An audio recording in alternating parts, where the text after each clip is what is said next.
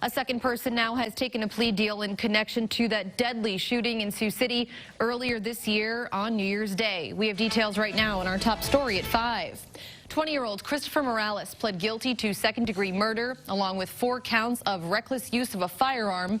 This in connection to that shooting earlier this year that killed 18-year-old Mia Critis.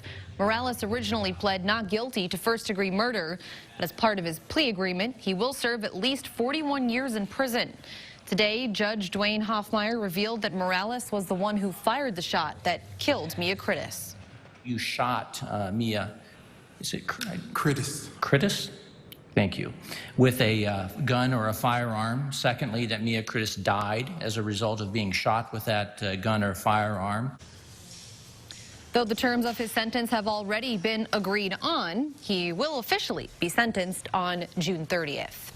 And as we mentioned earlier, Morales is not the first suspect to take a plea deal in connection to that shooting. Earlier this month, 18-year-old Anthony BAUER also pled guilty to second-degree murder for his role. He was sentenced to 50 years in prison and will be eligible for parole after serving 35.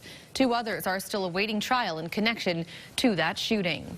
And Christopher Morales' 18-year-old brother Carlos is currently charged with first-degree murder and several firearms charges. He previously filed a motion to have his case moved to juvenile court because he was 17 at the time of the shooting. But that motion was denied. He's currently scheduled to stand trial starting in August. 20-year-old Liliana Gutierrez is also facing several weapons charges in connection to her role in that shooting.